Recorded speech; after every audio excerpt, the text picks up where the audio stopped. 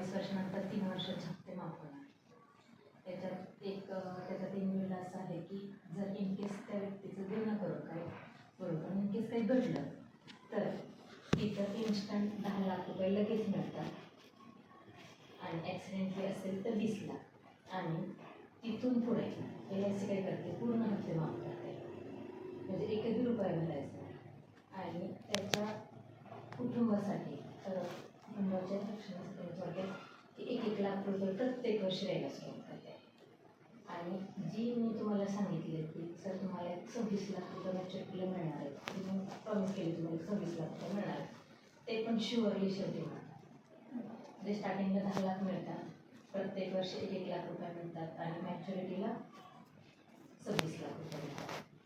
ते जर in case घडलं तर याच्यातच अपंगत्व जर आला तर तिथून पुढचे पूर्ण हप्ते माफ करणार आणि 10 वर्ष 1-1 लाख रुपये चालू आणि तिथून पुढे आपल्याला हप्ते पूर्ण माफच झाले ते. आणि जे तुम्ही मुलीच्या लग्नासाठी किंवा मुलाच्या शिक्षणासाठी कशासाठी अप्लाय केलं आहे, नियोजन कशासाठी केलं, ते 26 लाख तर शुअरली मिळणारच आहे.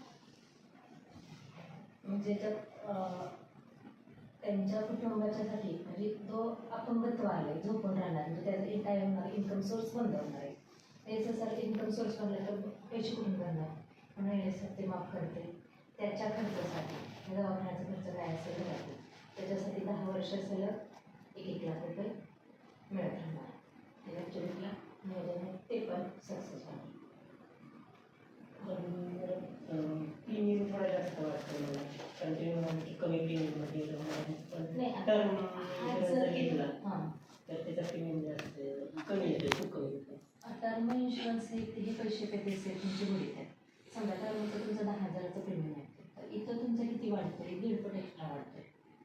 म्हणजे तेवढ्या प्रीमियममध्ये तुमचं इन्शुरन्स कव्हरेज काय होते जास्त वाढतं आहे.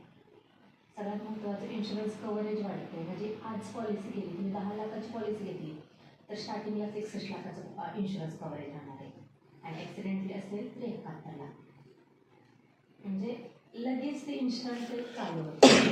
तुम्ही टर्मचं घेतला ते पण तसंच आहे. पण ते तुमचे टर्म इन्शुरन्सचे पैसे रिटर्न्स मिळणार आहेत का नाही तर हे म्हणजे तुम्ही 10 लाख रुपये भरताय तुम्हाला त्याच्याबद्दल 26 लाख रुपये मिळतात. म्हणजे जवळजवळ 1.5 पट एक्स्ट्रा रक्कम मिळते आपल्याला. म्हणजे हा बेनिफिट आहे ना, आपले पैसे कुठे जात नाही सगळ्यात महत्त्वाचा मोठा. आणि इन्शुरन्स ते बाय चान्स इमर्जन्सी आपल्याला 3 वर्षांनी 4 वर्षांनी त्या मुलीला आपला 18 वर्ष झाले त्यावेळेस तुम्हाला पैशाची गरज आहे तर त्याच्यावर आपली LIC लोन स्वरूपात पैसे देते 9.5%. आता तिथं हा मुद्दा आहे की जर तुम्ही लोन घेतलं त्याचं तुम्ही भरणार पण तर ते पैसे तुम्हाला भरावे लागणार म्हणजे व्याज गेलं. ते जर लोन तुम्ही बँकेतून गेलं तर तुमचं व्याज आहे ते तुमच्या वेस्टेज जाणार आहे. पण हे तुम्ही तुमच्या पॉलिसीतच भरता, रिटर्न कोणाला भेटणार आहे तुम्हालाच मिळणार. म्हणजे तुमचं तिथं तोटा आहे का तोटा आपला काही नाही. गरजेला आपल्याला पैसे पण उपयोग येतात, पॉलिसी पण चालू राहते, इन केस काय घडलं तर बाकीच्यांची घरच्यांची सुविधा सगळी होते त्याच्यात. म्हणजे ह्या पॉलिसीमध्ये जीवनाचं लक्ष म्हणजे जीवन लक्ष असा प्लॅन दिला आहे की तुमच्या कुटुंबाचं प्रोटेक्शन केलं जातं सगळ्यात महत्त्वाचं.